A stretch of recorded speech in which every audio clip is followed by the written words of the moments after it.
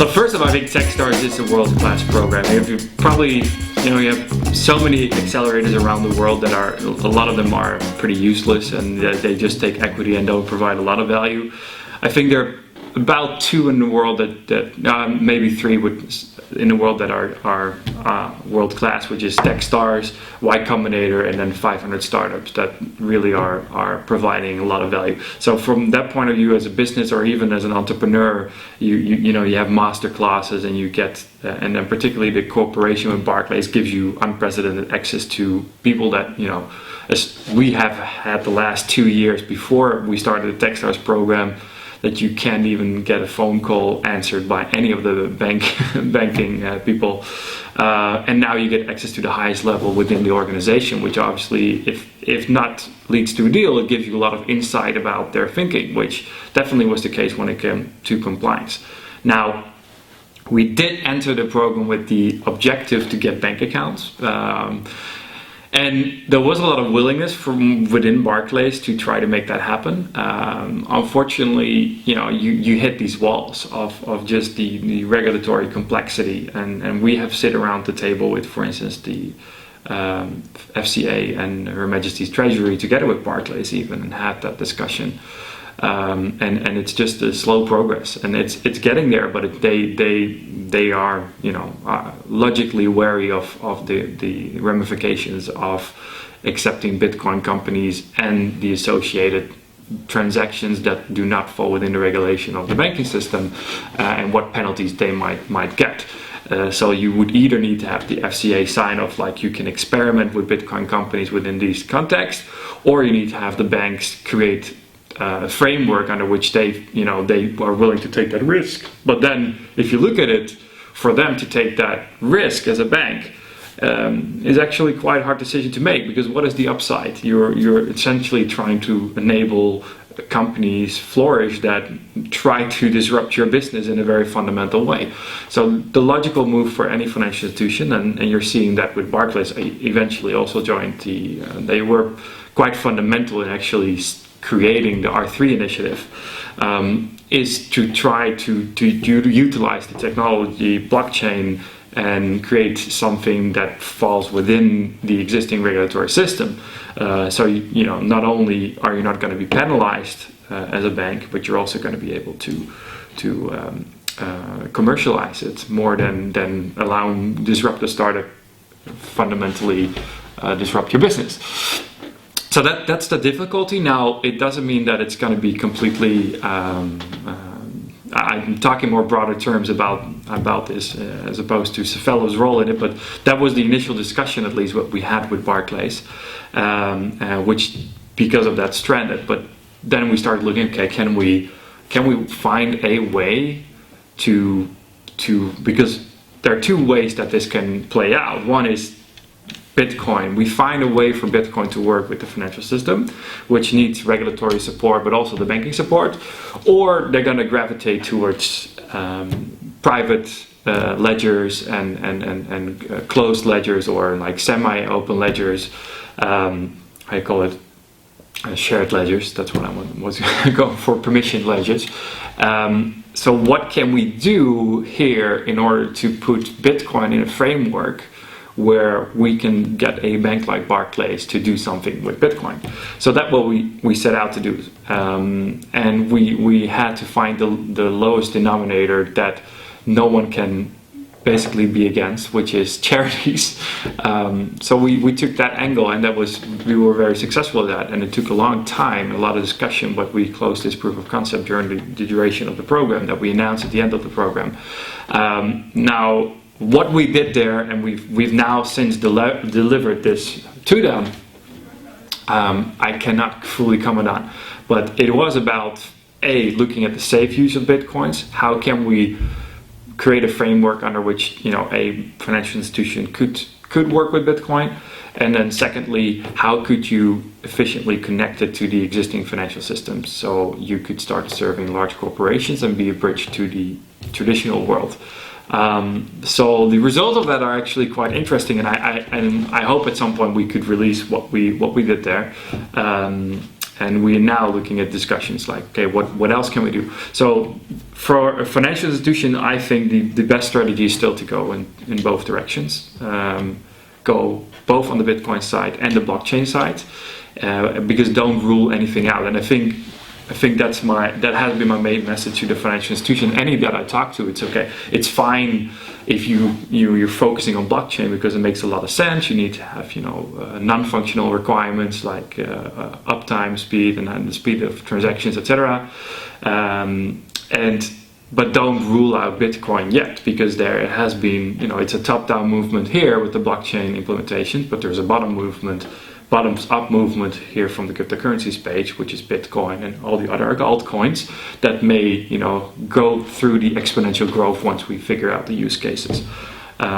So I think a smart financial institution would go both ways, and with Barclays, we were lucky to bring that message across. That's a good question.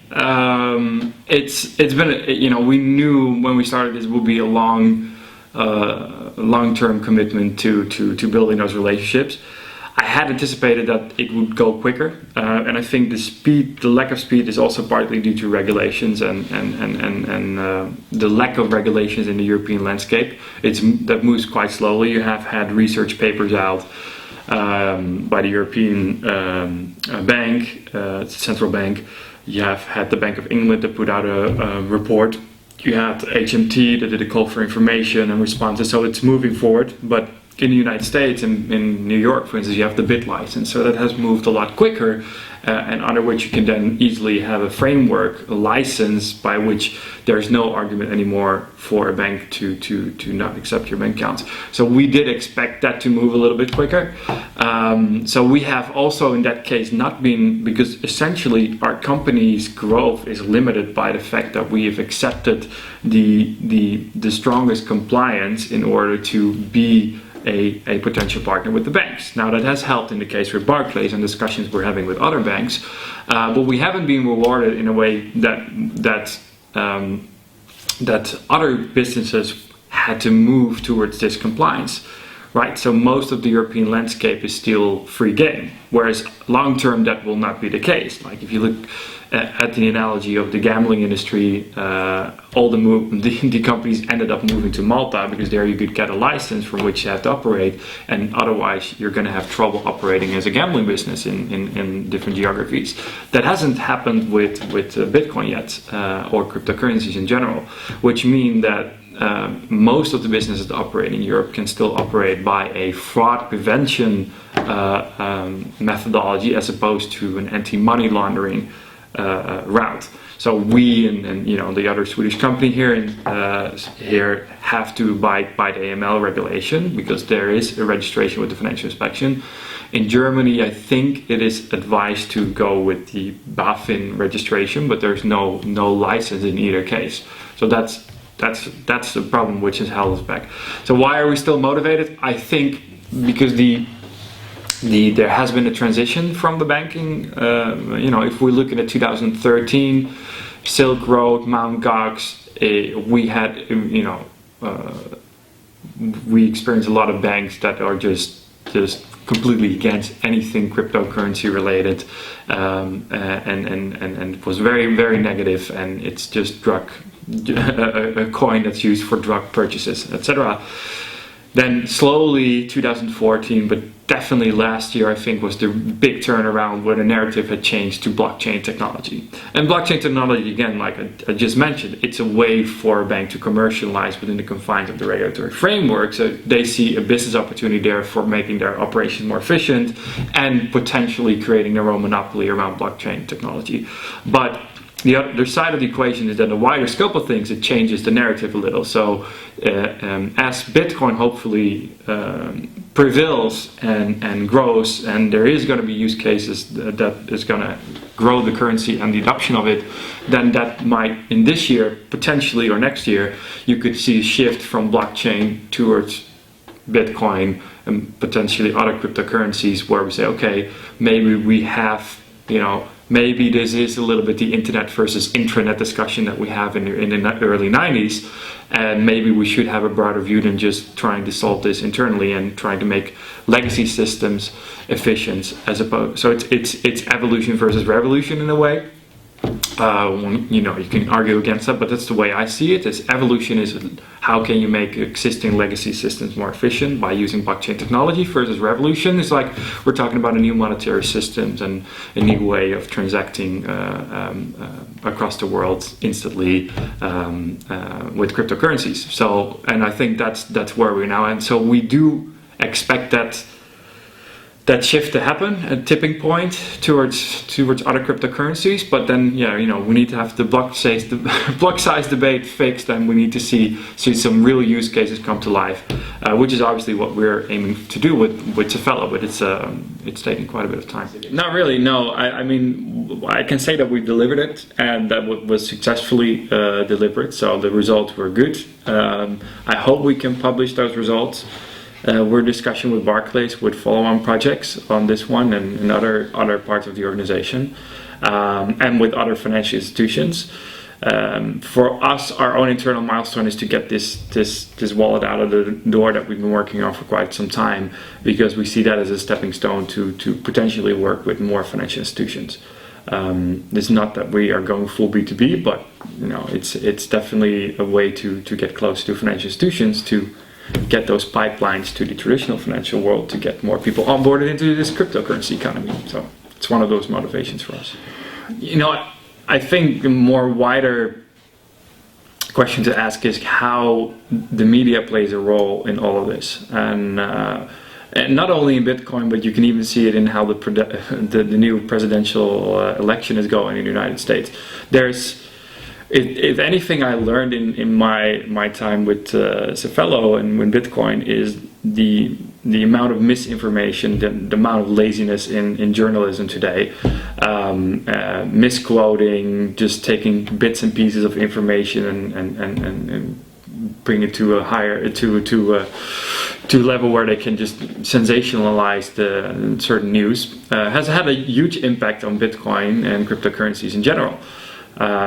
So I when there's a certain headline, I'm going to have an inbox full of people asking questions, and I always say, it's the devil is in the details, and you have to look at it more in a nuanced way than just a headline. But most people, the average consumer, won't go past the headline. So if you're in the industry, you can read past the headline and figure out, this is probably this is probably that, and that is very unlikely true. But for the average consumer, and we're talking about also an investment speculative commodity, if you will, or asset. So it actually affects the price as well. So there is also deliberate misinformation to manipulate the price in some way. So it's interesting. In this case, I think we're talking about a large corporation, and then someone within the organization of Barclays had said something which doesn't completely rhyme with how reality was. It happens, and it happens a lot. Sometimes in favor of Bitcoin, right? Because we also have sometimes overly optimistic headlines where I can read through the lines like, let's wait and see, and overly negative ones. So it's more an exaggeration in both directions. So the truth is in the middle.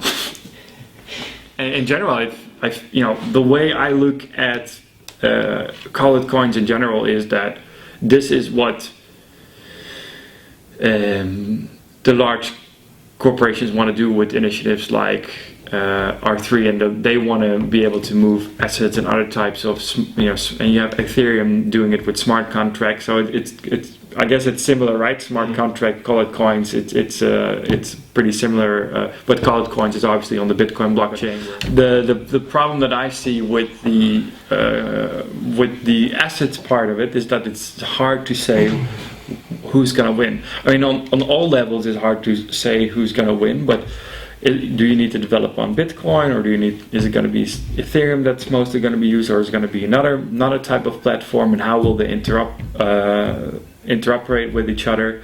So I think that's a difficulty that I see. For us, we are just going to look at the best one that is out there and going to try to bring it to a UI UX level when we're ready to do so. So whether it's Quid or whether it's Chromaway or Blockstream or Ethereum or Colu. That really depends on who's ahead. But I think that's the hard part. It's really a hard part from the sort of an application level to be able to pick the winners. Even like now, we don't want to create a wallet infrastructure ourselves, so we wanted to piggyback off wallet providers. So you first had Chain.com that was offering it, then they got money from Nasdaq. And then they started going all blockchain, and they start closing down their API, right? So, and then you have Gem.io that we are developing on, and we will put it out. And they're probably going to stop feature development on that because they get $7.2 million, and they're going to go into the direction of blockchain as well. Star Wars tune in the background.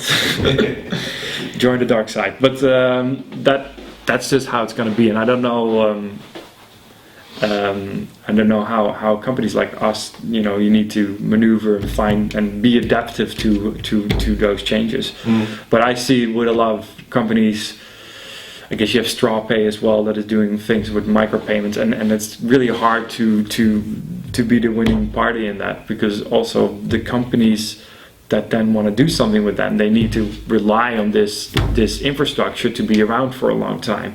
And unfortunately, it has been proven now over and over again that those companies don't, even the ones that are well funded, because Chain already had a $9-point-something million seed round, by which you think, well, these guys are in it for the long run, at least for years, and then it's just 2 years later and they changed their strategy and they cut off the API. So there's a lot of risk for businesses to build on top of it, which will also hinder the adoption to get to the next level, if you're talking about those type of protocols and adoption of them.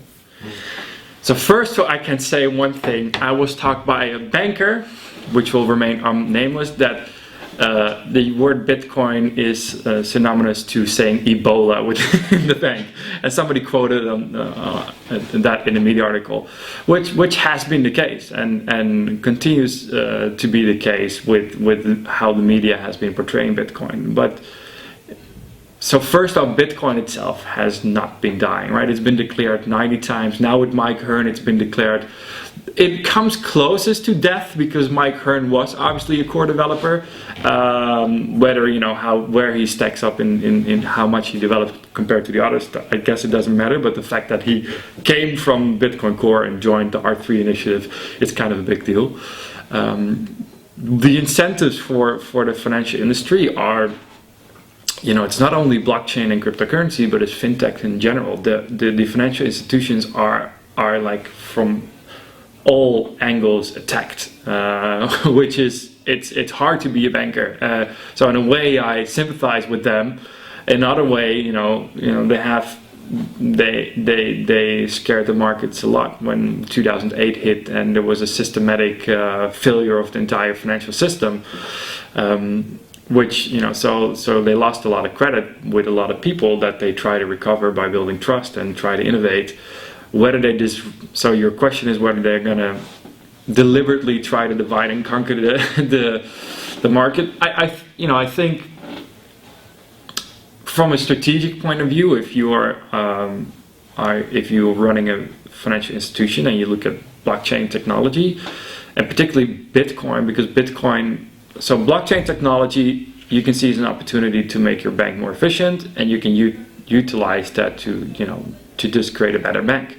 Whereas Bitcoin, from whatever way you look at it objectively, is a complete new financial system where it's harder to see the role for the banks. And in fact, it's like the internet, and look at all the other industries that were disrupted. Even the banks that were some of them were sort of disrupted by online banking, and some created their own intranets, but they were behind the curve. And then other banks were able to take advantage of that when they were jumping on that opportunity more quickly. And this touches their core. So I can totally understand that that's way too disruptive, and it's very hard to control because it's open source and anyone can contribute to the code. So it's hard to get a handle on what you should do with it. So I would say, as opposed to deliberately want to disrupt this, which I don't think, a lot of people in general in the Bitcoin community are quite paranoid, right? With Mike Hearn, this whole debate whether he did, during the hearing they deliberately timed his article with that. That's very, it's very paranoid. And I whenever I've worked with anyone and in financial institutions, it's always logic that typically prevails. So it's just logic. However, logic leads automatically to conflicts of interest, and a bank would naturally gravitate towards blockchain technology and an initiative like R3 and asset holdings, and you have Ares Industry and you have some other initiatives in that route. Then the cryptocurrency that is potentially a much larger threat that changes and that is also not controllable within the existing regulatory framework. So I don't believe in deliberate. I don't believe that. No. That was your question, right? Mm. Yeah. No. Okay. Sure. There's always some how you say it. There's a motive. There's motive. And there's always some collision, even unintentional. Like they certainly would talk to each other and say, hey, how do you treat Bitcoin if you're looking from one financial institution to another financial institution? But I'm not necessarily a big believer in any type of paranoia. Well, that wraps up my questions. All right, thanks, man. Much appreciated. Welcome. I think the landscape in general is quite interesting, and we are like at the tip, like at a crux in the road between the blockchain versus cryptocurrency movement. It's been building up in 2015, and it's becoming a stronger and stronger. And right now, it's hard to see like how Bitcoin is winning. It's like we need to see some real use cases, and they're not being developed aggressively enough. So, the difficulty with this is that you have, like, take Sweden as an example. You have the existing banks that put out new applications that even work together to put things out like Swish and Mobile Bank ID.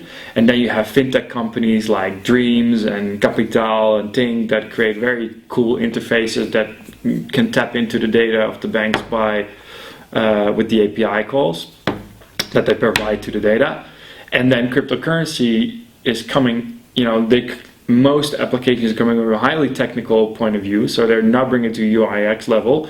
And they really have a hard time selling why somebody, especially in Sweden, from a developed nation that has everything in order, that doesn't have a currency that is hyperinflated, why they should start using Bitcoin. And to find the use cases that are uniquely applicable to Bitcoin that appeal to the developed world has been a challenge. So that's the challenge.